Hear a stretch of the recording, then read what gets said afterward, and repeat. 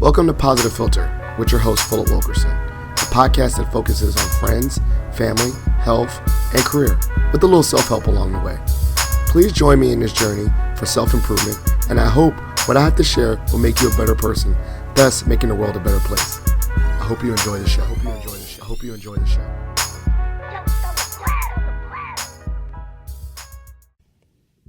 Hello, people of the world. It's Philip Wilkerson back with another episode of Positive Philter. I'm joined by a special guest. I'm joined by Dean Ardis.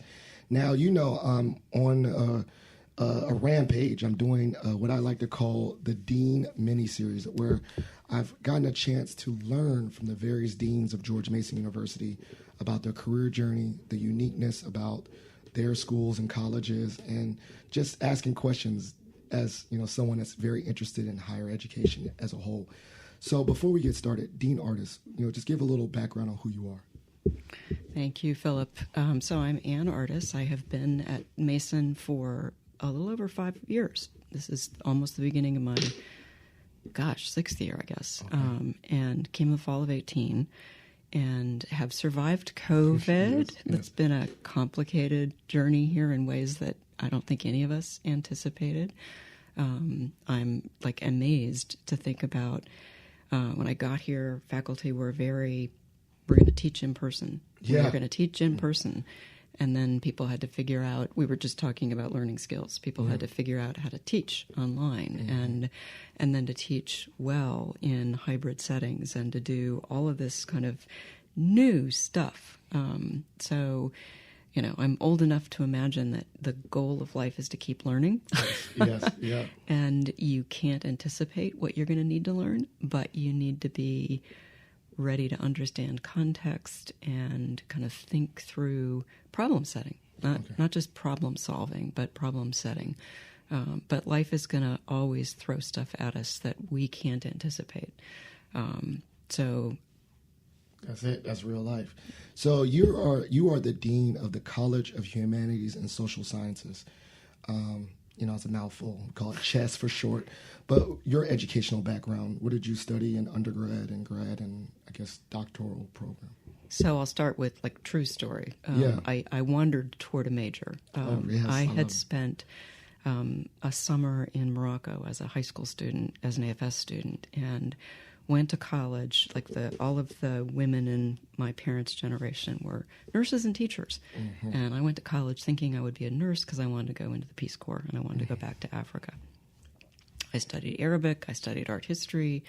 Yes. As I look back now, I had amazing high school humanities teachers. Mm-hmm. I had not great science teachers. Okay. So when I think about why I've gravitated toward these things, it's partly, I'm sure, because of the amazing teachers in my background. But I went to college telling my parents I would be a nurse. Mm-hmm. And eventually I got around to telling them that I was going to be an English major. All right, okay. But that took a while, and it was a kind of you want to do what? Yeah. And again, you know, I'm from families that came to this country in the 19th century fleeing religious persecution, looking for opportunity, you know, lots of farmers and day laborers in my family's history. I've been thinking about this a lot lately. My mom is 94 now, right? Oh. She was a teenager during World War II.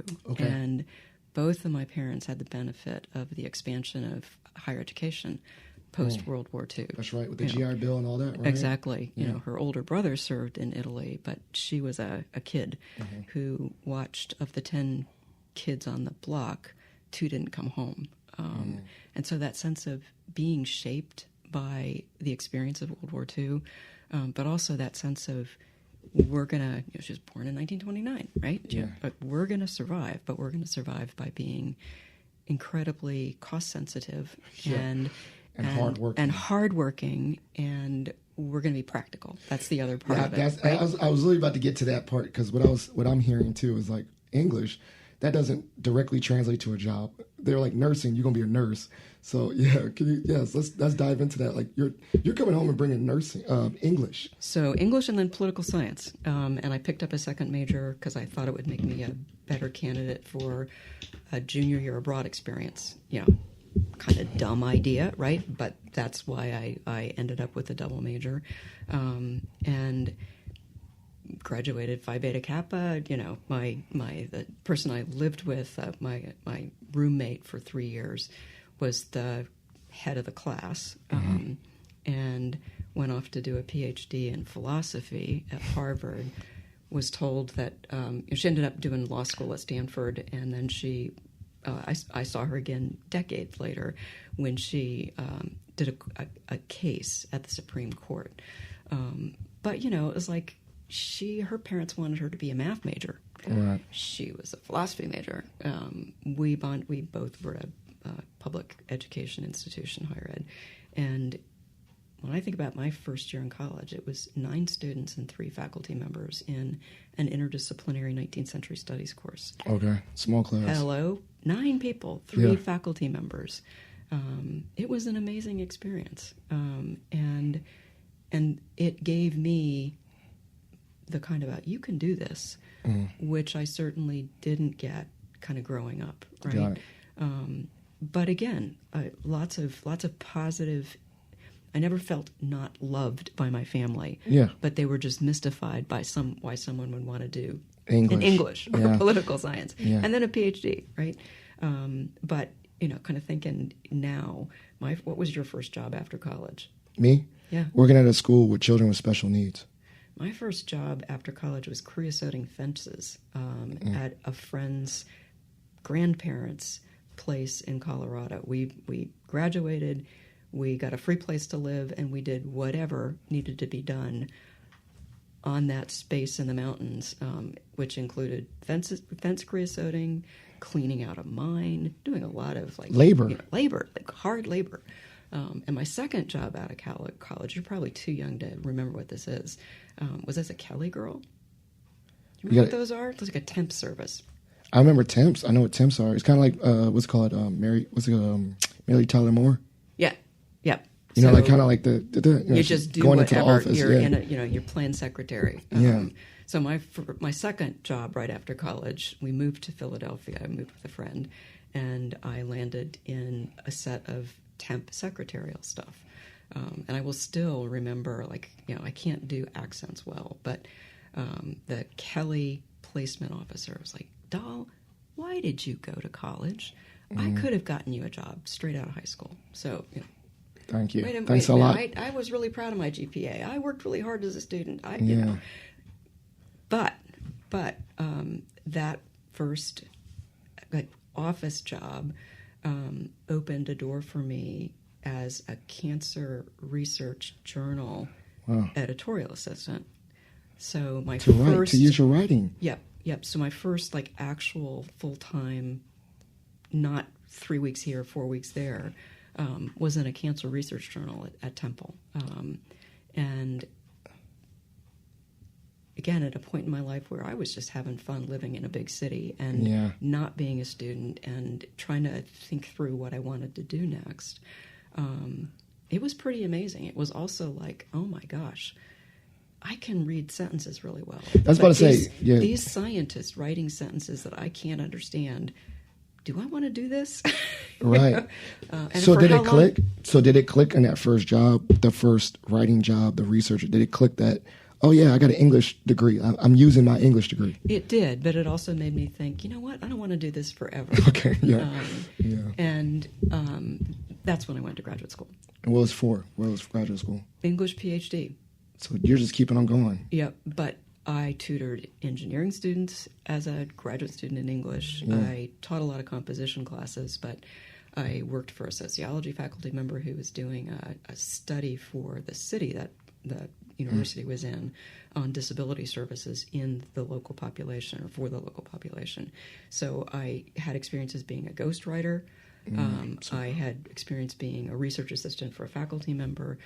I tutored a lot of writing students. I had a multi-year job at one point doing copy editing for a law firm. So all these versions of applied uses of writing. But you were just living life. You wanted to make sure you had a paycheck. You wanted to make sure you had a roof over your head, and you were hardworking. And I was multiple jobs. And I was really interested in ways that I probably didn't tell my family in research. Okay. So, kind of 7 years later, I get an AAUW dissertation completion fellowship, which for my family was like, oh, you can make money doing this. Yeah, that's it. Yeah. And then a first job as an academic is like, oh, you can make money doing this. Yeah. It's like, but as I said to the crowd at graduation last week, I never had any idea at 22 what I'd be doing now. No. It's not been an obvious straight path. Life is never an obvious straight path, but the pressures that young people can feel to be like successful in certain stereotypical ways, that can be real.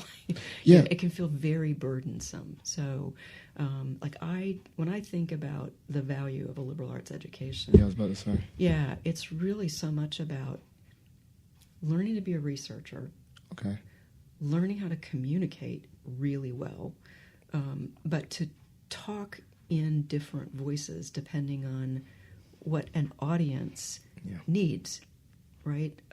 And kind of making sure that you're talking to people, not talking down to people. That matters a lot to me. Yeah, like the message, like if you're a history person, right, you're providing context, but you're not doing it in a kind of, like, of course you should know these things, right? Exactly. I'm thinking about that as when I was like, I love history and I love to talk about it with other people, but I could see that if I felt like I have all this resources and reading and I'm trying to explain something historical to someone else, if I come off with a tone of condescension, it's going to turn them off. Yep. So I think that's what I'm tracking with you. Yeah, and that kind of there's a lot of anti-intellectualism in this country, right? Yeah. And in some contexts, higher education has earned its negative perception because it can be condescending. It can be, I'm smarter than you, right? But at its best, higher education is opening doors for people, engaging people, helping people understand the present because they understand the complexity of history and the complexity of there are going to be a zillion different perspectives on any given issue. Yep. How do you sift through and make distinctions between information, evidence-based information versus misinformation or disinformation? Yeah. That kind of life is not simple. No. Human history has not been simple.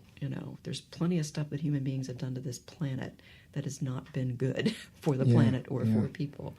But thinking about learning and modeling learning as something that's available to everyone, as opposed to something only the elite that blocks people out.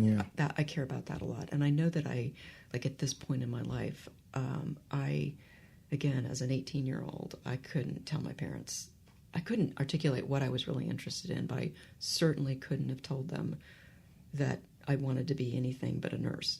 Not that had even occurred to me yet, but I was going to either be a teacher or a nurse. That was just like, what women could do in the context of a lot of family history. That was where being a nurse or a teacher was a step up from being a farmer. That's right. A day laborer, all the things that brought my family in different ways to this country. It was not about privilege. It was about getting yourself out of something else and finding opportunities. So one of the things I love about Mason is that Mason is the world in that way. People are coming to this place for an education because they can afford it. We are a better, accessible, more affordable. I mean, access to excellence, right? Exactly. Accessibility, and we also understand that, and you're saying it very well, is that education is the way to advance someone's social mobility. And it's about family social mobility. It's not just the individual. It's about what can I do for the next generation because of the opportunities that education has given me. I mean, you can flat out see that in graduation. You see how many families come, oh my gosh, and they're like the random cousin made it for all of us. You know what I'm saying? And like, that's elevating everyone. Either, you know, as a lateral person, someone can see their peer, like, oh, that's my cousin. I can go to college too. Also, the parents are very proud, right? Like, it's totally, they got a career now to help them. And then you said that generational thing. Like now, they're setting the tone that their children are not going to be first gen. Now, one of the things that struck me very particular is that the overwhelming pressure of society to have degrees that are professional degrees, and the way you're making it sound, I think this has been a higher ed issue for multiple years. Do you feel like it's gotten worse, you know, with, you know, in regards to selling, you know, the humanities here at Chess, or it's just different, you know, for me, and, you know, just kind of, when I studied, I started off as a business major when I was in undergrad, because I thought, okay, you go to college, you get a business degree to get a job with money. Yep. And I hated it. Like, I didn't like the classes. And then I took one history class, and I was like, I don't care what the career outcome is. I just know I like this history major, and I'll make it work. I'll explain it to my dad later. And then my dad couldn't tell me nothing because he went through 3 majors, and he was a history major too. So I was like, we can, you know, I took history. But I still felt that pressure of saying, okay, doctor, lawyer, bust, or I got to explain it. Maybe I'll go to law school. I heard history majors go to law school. I was trying to figure it out. I had no clue what I was doing. I just knew that I would study something I liked. Mm-hmm. Thus, I know at least I get good grades. But that pressure was there. But what about now? What do you think is going on? I think it's still going on. Yeah. And maybe it's flavored differently because of what's going on in our country right now. But I think the point of similarity generationally is there. It's real. And, you know, as a parent, I can now say, oh, I understand better now what my parents were worried about, what my grandmother was worried about. You know, it was like, at some point we want this kid off of the payroll, right? Yeah. You know, we want this kid being financially independent. We want this kid happy with what they're doing and not feeling like they're drawn down by and burdened by student debt, right? I'm incredibly lucky to have, like, my tuition at a public state institution was $250 a semester. You know, it was just so darn reasonable at that point in time, right? My parents were like, I'm one of 4. You can go wherever you want in state, wherever we happen to be living, but it's in state, right?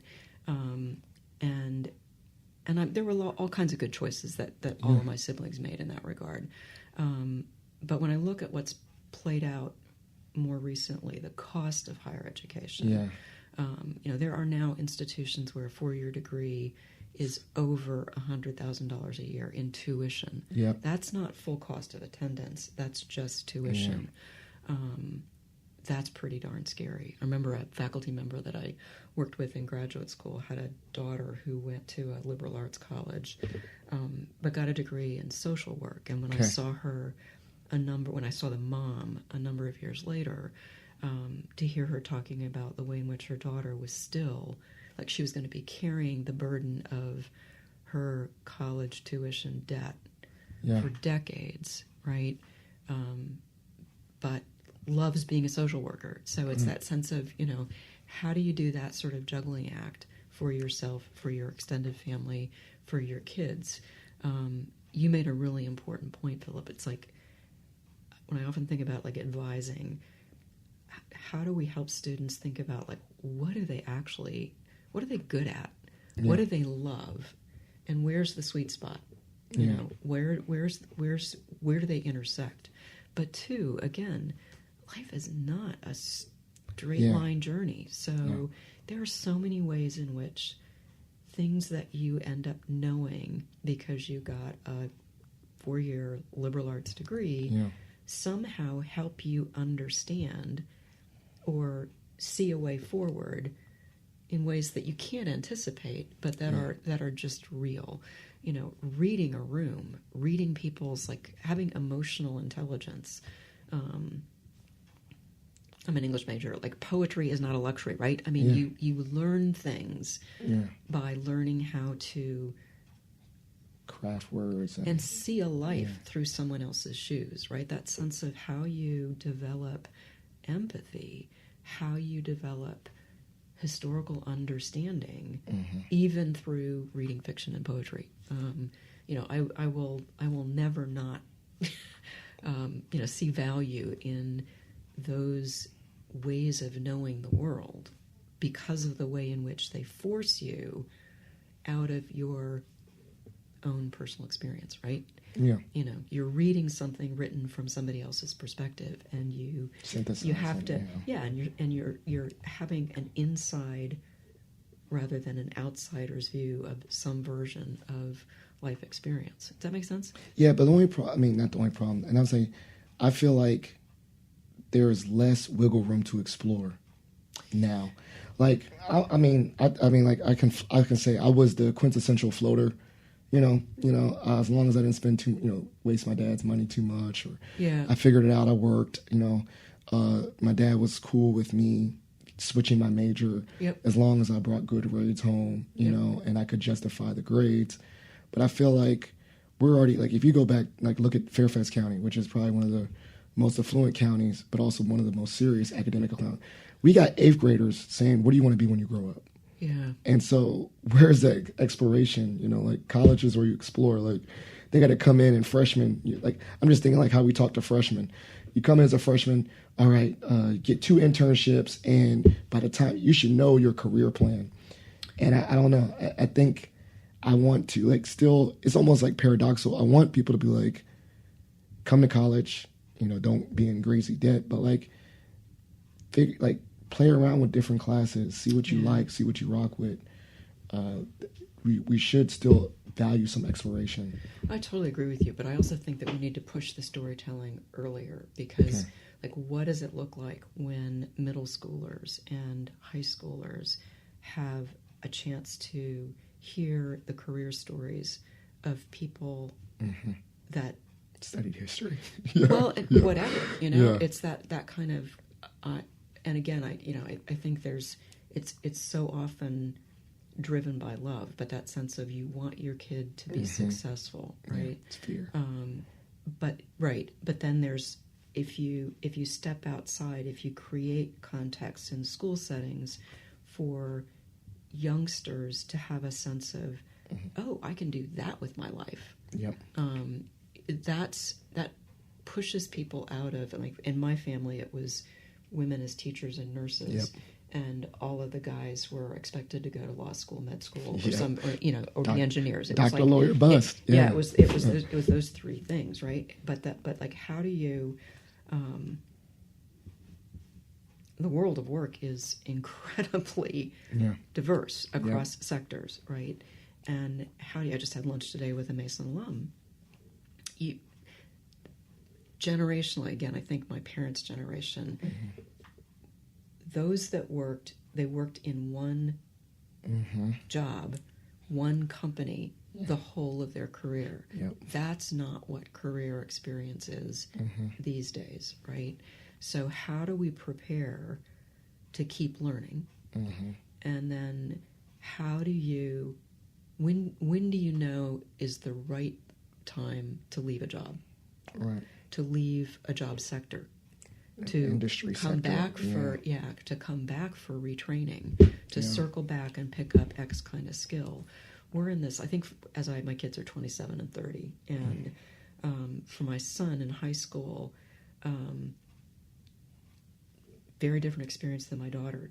But they were doing Khan Academy stuff as their homework, right? Yeah. And then physics lab was, every classroom was just a lab. There was no book learning in the classroom. So I think that kind of like free range learning in a digital age has been happening for longer than we typically talk about it. Yeah.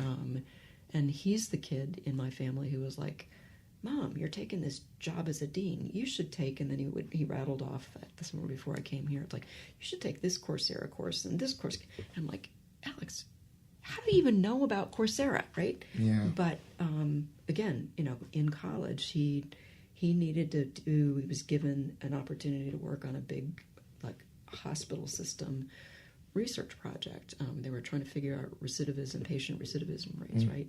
He had a summer research experience in a hospital that he'd been hospitalized in as a high school student, right? So it was complex history for him. But he got online and figured out how to do computer programming. I wouldn't. Taught himself. He taught himself. The upskilling. The upskilling, because there is really good digital learning that's available. And again, that way of thinking about what am I going to need to get credentialed in that I can do free of cost versus when do I need to go get some other version of credentialing that involves a tuition cost. That's a range of options that wasn't available to me way back when. Gotcha.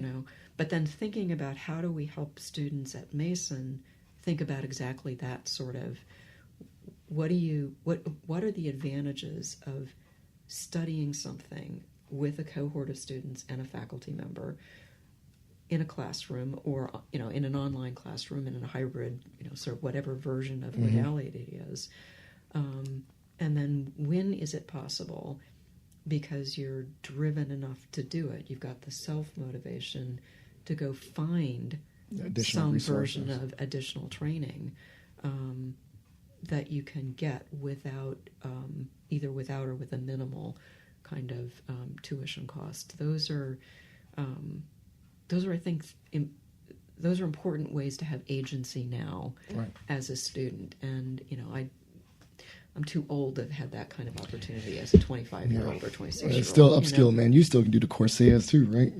Now, my thought, this is another thought I had too, is that I think I'm going to go on a chess is very large because of the diversity of majors, right? It's a, I think we're like because I'm counting myself as a PhD student. Yes. So y'all can claim me for now, what I'm saying, PhD in comm.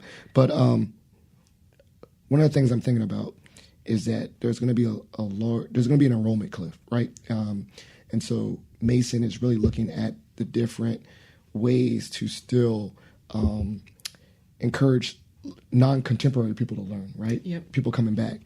Now, what I think about when I think about upskilling and people coming back, you think I'm doing like these little quick boot camps on coding and stuff. Where is the space where the liberal arts can get involved in that not the contemporary students coming back? You know what I'm saying? Like,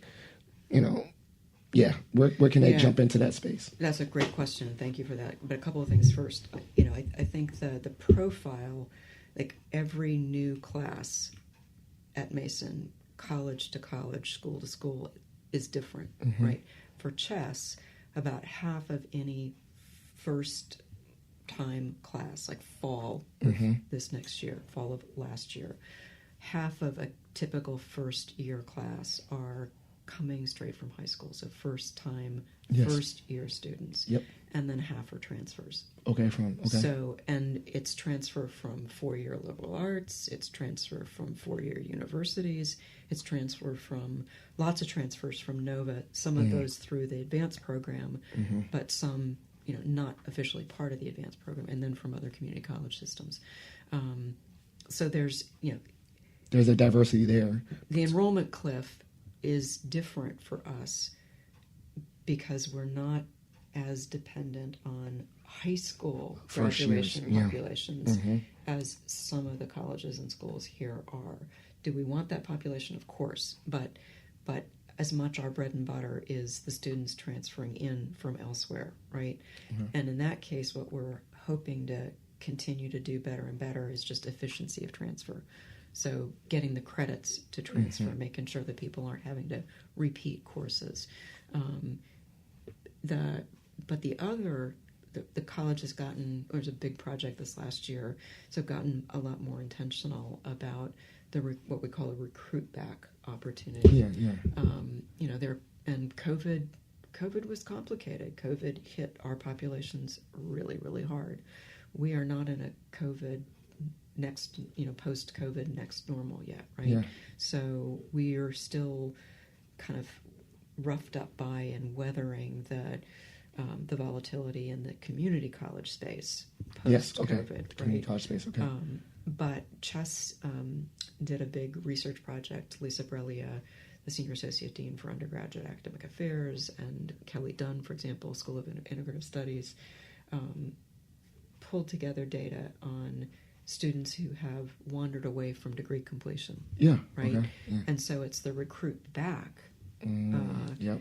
And thinking about, and you've heard Dr. Washington talk about this, that sort of the population in the U.S. overall that started, yes, but that's never a large, finished. It's a very huge big number. pocket. I know there was like certain schools like I don't know, it's Morehouse. Morehouse was like trying to like come here, we just take you and you'll finish. Like they were trying to get those people that just need one more year to finish, right? They were like I'm thinking of like people in my family. Like one of my uncles, man, he, life happened, life was life, and he joined the military. Yep. And he just and had a whole career after that, and he probably could just go back and finish. And they're trying to get those people that like don't necessarily need that degree, but they're doing it for a point of pride, or they're so close to finishing, or maybe they do still need it for social mobility. Getting another, yep.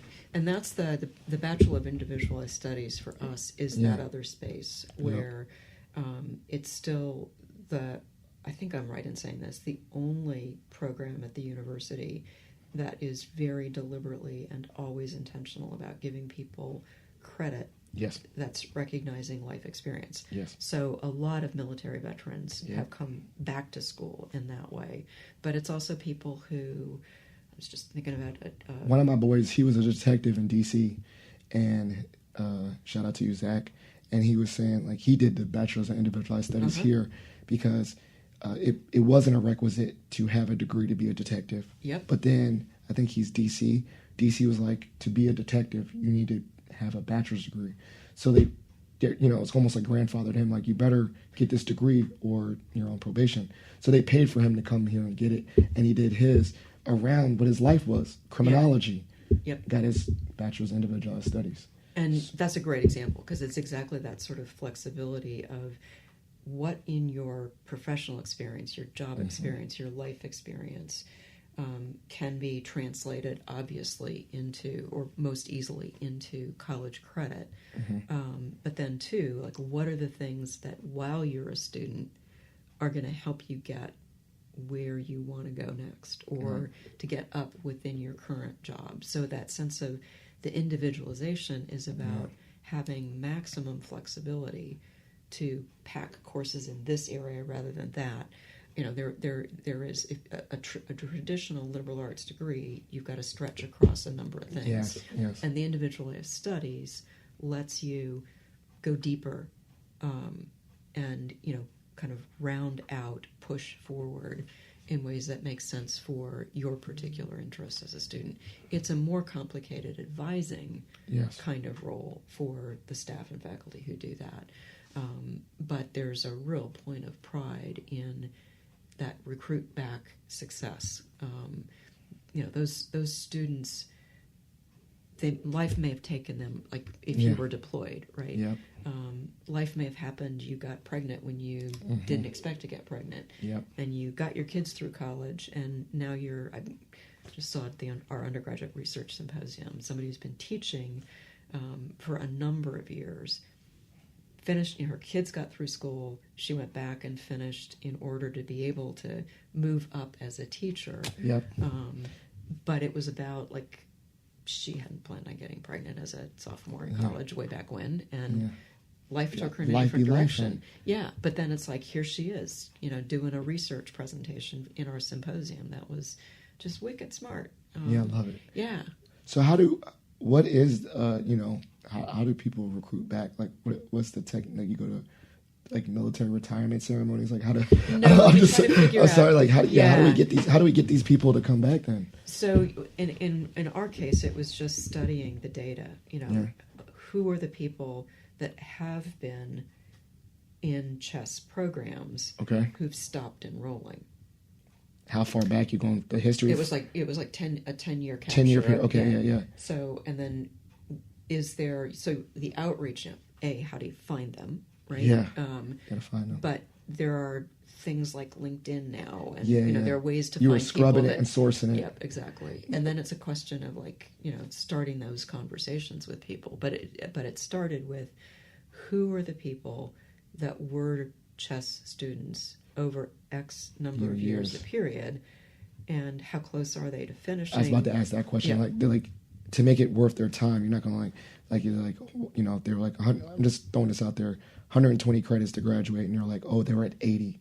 Maybe we can get them across the finish line, as opposed to someone's like 20, like they dropped out their freshman year.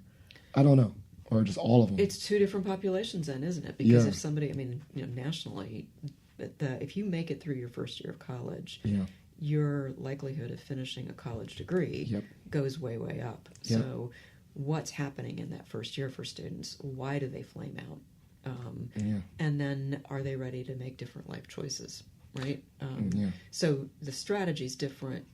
Your example of somebody with barely, not even a full year's worth of credits versus 80, 90. And then it's more typical in that 80, 90, if they've gone on to do other things, what's the complement of professional experience? What's the job experience? What's the military experience? And how does that translate into being close to, no, I'm just making stuff up, but like a BIS degree with a focus on leadership studies. Got it. If you've been in the military, and if you've been,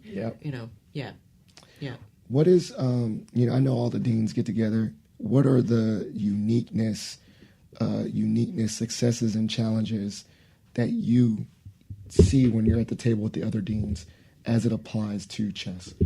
Like, these are things going well for us that are different than going well for other people at the different colleges, and these are the unique challenges that we have as a college that are may not the same challenges as other colleges.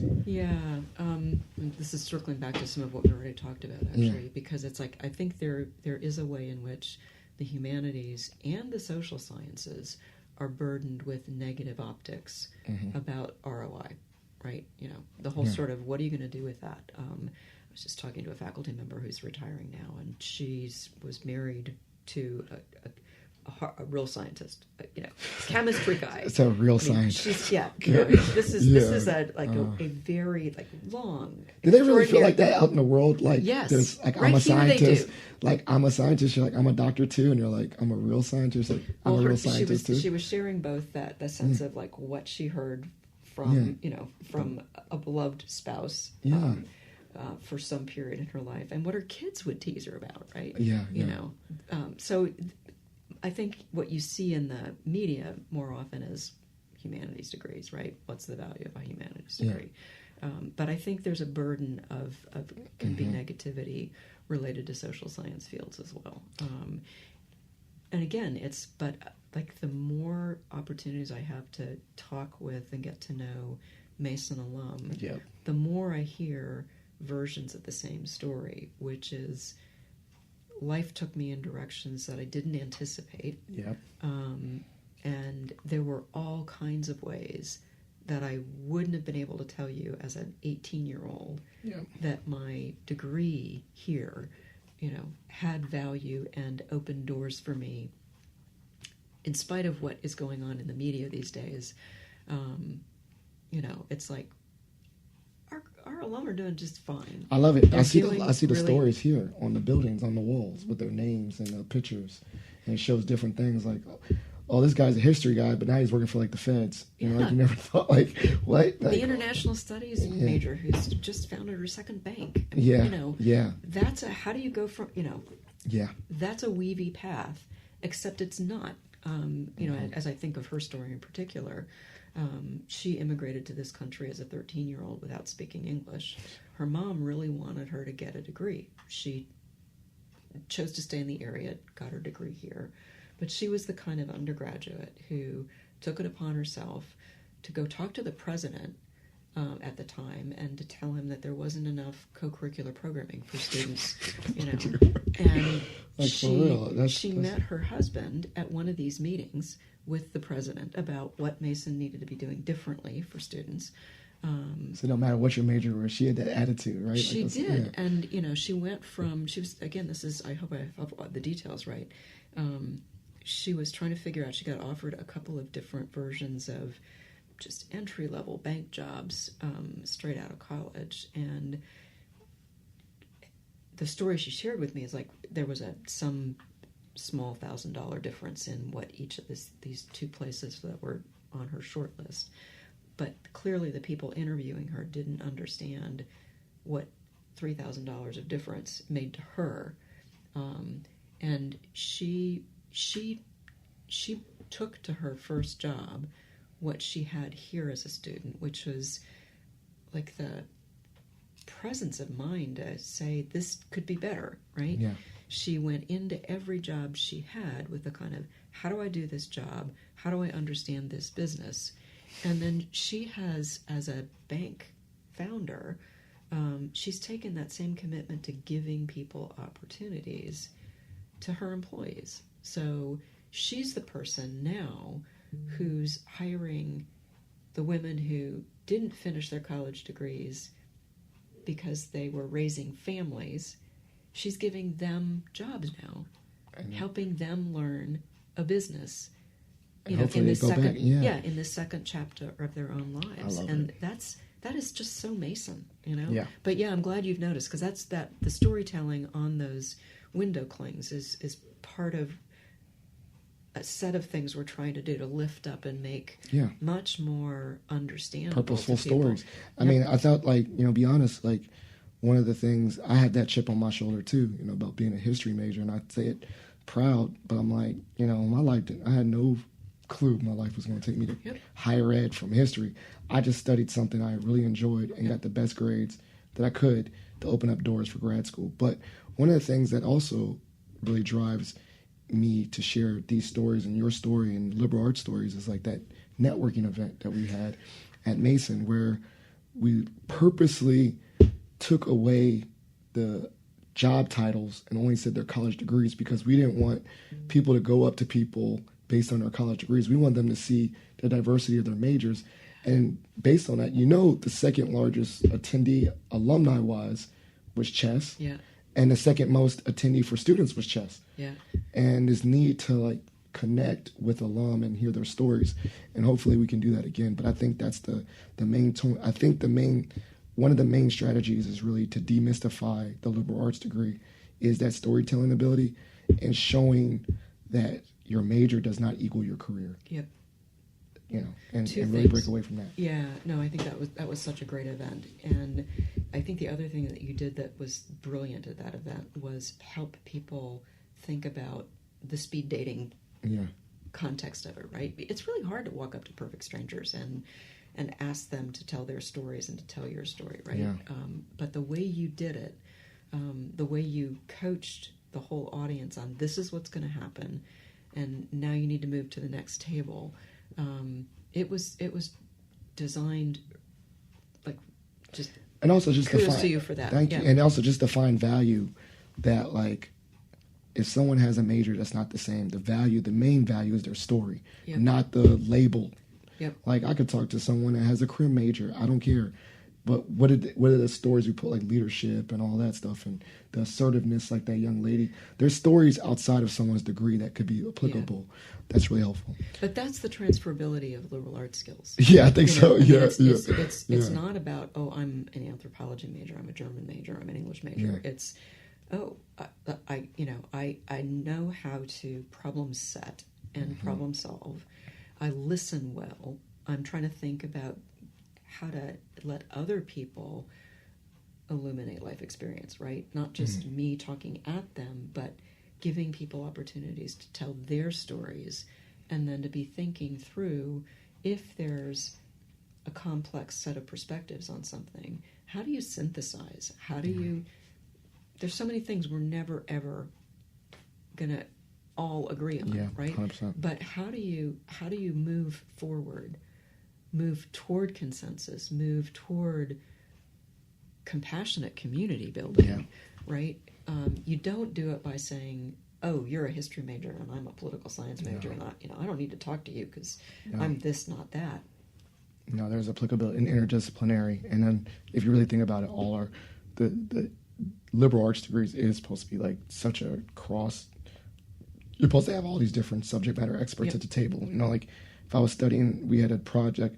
We need the one history person. We need the one philosophy person. We all like look at a problem from a different angle. And and I would push it even a little bit more, because it's like you're learning intellectual methodologies, right? You're learning mental habits of behavior, right? And historians really do think differently and count different things as data than somebody in literary studies does, right? Yep. But being able to talk through what that means, right? And to recognize, oh, this is why you approach this kind of thing this way. What counts as a fact? And how do you demonstrate, how do you prove something with different kinds of evidence in different kinds of disciplines? Yeah. So this has been great. I'd like to talk forever, but I know you're got to respect your time. So there's the part of the show called Shot for Shot. You get to ask me any random question. I get to ask you any random question. You want to go first? I'll go first. I'll go first. What do you most enjoy about being a PhD student? Taking a semester off. No, honestly, I ain't gonna lie. I always like to learn. I think that if I can go to school and just sit in classrooms and just do the classroom portion and discussion, I would do that. I ain't gonna lie. I just hate homework. I've always hated homework. And it's never changed. I've always been someone that's like, on my own, I will read what I want to read. On my own, I'll watch a history documentary. On my like Maggie's like, my wife is like, you're literally watching the History Channel or watching documentaries on your free time. I love to learn history. I just don't want to be able to like write a paper on it, and so with the PhD program, I love my instructors. I love the reading. I actually really like the classroom and having to have dialogue. I love having discussions in class. I just don't like work. And that's never going to go away from me. I was always that kid in class that if I was all in, I was all in, but I was always told I talk too much, yada yada yada. But I love the pursuit of education. I love the pursuit of truth and using research and reading and dialogue. And I also love, like you just put, perspective taking. I love hearing from other people and like, oh, I didn't think about it like that. I love dialogue. Like I'm always one to be like never so defensive to like, I got a few hills I'll die on, but I love the intellectual stimuli that we get from like, oh, you read that and you interpret it that way. I read it this way. Wow. Like we both now have a different way we looked at it together because we both threw our two perspectives in. So I love that part. I would audit classes. I mean, I ain't gonna tell you, like when I'm always going to take, I had like my dad does it. My father-in-law who passed away did it. I will always, Osher, I know that Osher thing. If I have my mind, if I have my mental capabilities, I'm always going to be taking a class. So you can't get rid of me. I'll be here. Virginia law. I know that. Yeah. Over 60. I know. Tuition. They did it. Yeah, my dad did it. My father-in-law, they did audit. They came here to Mason, and I'm like, that's it. Like, they're gonna have to like kick me off campus. I had a professor at James Madison that was legit. He taught till he died, meaning like he was intellectually stimulated and taught a history class, and then he just kept on going as long as he was healthy. I was like, that could be me. I would love that. Get a ride to campus. Someone else can drive me, but that's something, part of my PhD program, but that's something that I'll always want to be like, as long as my mind is sharp, I want to be engaged. I want to be stimulated in my mind and talk and randomly be with young people. Maybe that would be cool. I'll be 80 years old with like 20-year-olds, keeping me young. Like, I also said this too. There's no way that technology is going to like I'm always like, I always look at people like, I'm always going to know how to use a computer. I'm always going to use a phone. If they have robot, I'm always going to stay up on it. I'm never going to be asking my kids to help me with technology. I'm going to stay up on it. So have you played with ChatGPT? Oh yeah, of course. I'm playing with all that stuff. Okay. But I'm just saying, like, there's no way that I don't get scared about technology. I'm going to stay ahead of it. I'm gonna know how to use. 80 years old, I'm still going to play video games. You know what I'm saying? So, but that's the part I like. All right, my question for you. English. All right. What has been one of your favorite literary books that you read for pleasure? And, a book, poem, book, whatever, a literary work. What literature has been one of your favorite, as a person, not for profession, not to study, but as a person, has been one of your favorites? I'm going to refuse to answer that question because I keep reading and I keep not having single favorites.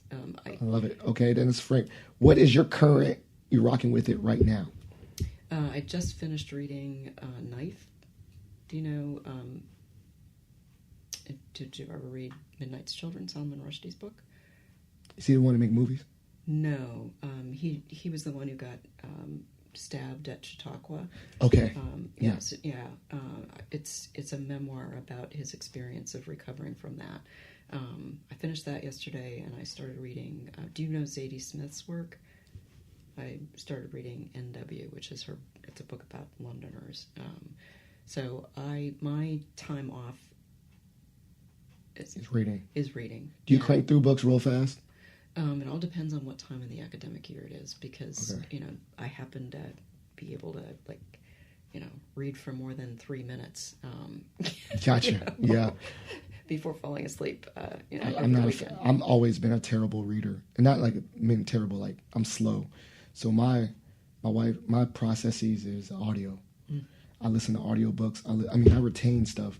My wife says your audio, she's like, your visual memory and spatial awareness is trash. And I'm like, okay. But I can listen to something and hear it 3 times. If I hear it, it's locked. And see, I need to see it written in order to remember it. I remember now. I'll remember lots of stuff about your story. As I said, I remember stuff from these podcasts. But that's great. So Knife and all those. Okay. Well, this is the part of the show called shout outs and plugs. So you get to show love to anyone you want to show love to. And then plugs. These are things that you would like me to put in the show notes. I put in the website. I'll make sure to put in the website and all the resources for chess, but any other things you want to highlight. So shout outs and plugs. Shout out to my 94-year-old mom. Shout out to your 94-year-old mom. She will be 95 in September, and she is one amazing she's just amazing. There it is. And then plugs. What are some things you'd want the listeners to be aware of going on in chess or whatever? I would want people to set the negative optics on a college education aside, and give themselves the pleasure of listening to people's stories about the world of work that people have had all kinds of different experiences in because they had a 4-year degree. Excellent. Well, I'm definitely going to put all the resources related to this college in the show notes for those to explore. Also, like I said, I'm team chess right now because they got me on board. But definitely, if you have any questions about that or Mason, feel free to reach out. As you know, every episode is dedicated to the memory of my late father-in-law, Jeff Kirsch. So please consider donating to the Jeff Kirsch Anti-Hunger Fund for all his work fighting food insecurity. As well as if you're a Mason Nation patriot, please consider submitting a Patch for Patriot to elevate or, make someone's day. And also, please subscribe, share this episode, give this episode or podcast a rating or review. It helps elevate the podcast. But thank you so much for listening, and we're out. Thank you for listening to Positive Philter, a podcast that focuses on family, friends, career, with a little self-help along the way. If you enjoyed this podcast, please share it with your family and friends, and like the Facebook page, Spreading Positivity of Movement. Thanks for listening.